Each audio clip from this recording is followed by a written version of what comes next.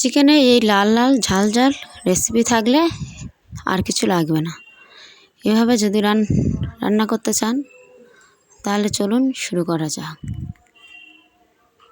কীভাবে রান্না করলে এত সুন্দর কালার আর এত টেস্টি হবে তা সব কিছু জানতে হলে পুরো ভিডিওটা দেখবেন।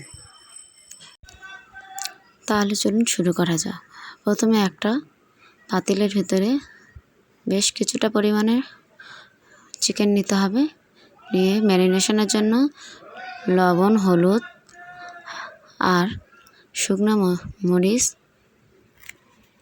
দিয়ে আদা রসুনের পেস্ট, সরিষার তেল আর লেবু দিয়ে খুব ভালোভাবে মিশিয়ে 1 ঘন্টার জন্য রেখে দিতে হবে রেস্টে, ঢাকনা বন্ধ করে।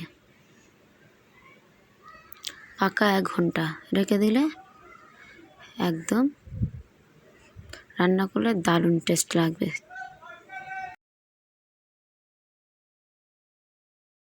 এক ঘন্টা রেস্টে রাখার পর তারপর কড়াইয়ে কিছুটা পরিমাণে সরিষার তেল দিয়ে খুব ভালো করে গরম করে নিতে হবে। সাথে কিছু ফোড়ন দিতে হবে। ফোড়নের মধ্যে তেজপাতা, শুকনো লঙ্কা, জিরে আর গোটা গরম মশলা দিয়ে একটু ভাজা ভাজা হয়ে গেলে পেঁয়াজ বাটা বা কুচি দিলে হবে। বাটা দিলে গ্রেভিটা খুব দারুণ আসে। কিছুটা পরিমাণে পেঁয়াজ কুচি বেটে নেওয়া হয়েছে, নিয়ে তেলের সাথে অ্যাড করে খুব ভালোভাবে ভেজে নিতে হবে। আর এখানটায় অল্প করে আদা রসুনের পেস্ট পেঁয়াজের সাথে দিয়ে লাল লাল করে একদম ভেজে নিতে হবে। সাথে হলুদের গুঁড়ো, লবণ আর মরিচের গুঁড়ো দিয়ে একসাথে ভালো করে কষিয়ে নিতে হবে যতক্ষণ না তেল ছেড়ে বেরিয়ে আসছে।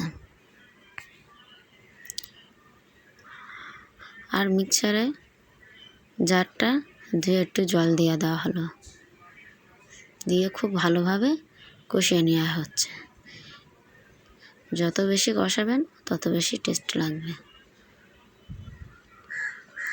তেল ছেড়ে বেরিয়ে এলে মশলার গা থেকে অ্যাড করে দিতে হবে আগে থেকে ম্যারিনেশন করা চিকেনের টুকরোগুলো। এবার চিকেনগুলো ওই মশলার সাথে খুব ভালোভাবে কষিয়ে নিতে হবে। একদম হাতে টাইম নিয়ে দারুণভাবে কষিয়ে নিতে হবে। আর আমার ভিডিও যদি ভালো লেগে থাকে লাইক, শেয়ার, কমেন্ট অবশ্যই করবেন। আর ফেসবুক থেকে দেখলে ফলো করে পাশে থাকবেন।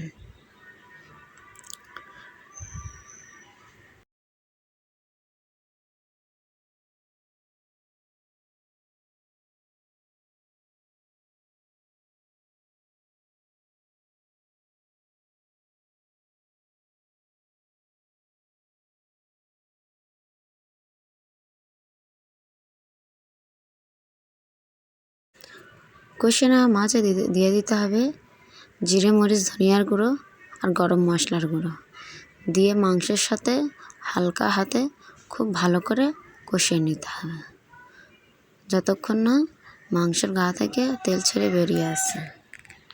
যত বেশি কষাবেন তত বেশি টেস্ট লাগবে।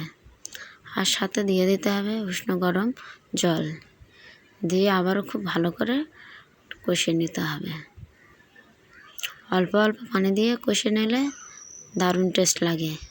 যদি এভাবে বাড়িতে বানিয়ে খেতে পারেন তাহলে সবাই খুব প্রশংসা করবেন। কীভাবে তেল ছেড়ে বেরিয়ে আসছে দেখেছেন? তারপর উপর থেকে ধনিয়া পাতা কুচি দিয়ে দিতে হবে, সাথে একটু মিট মশলা।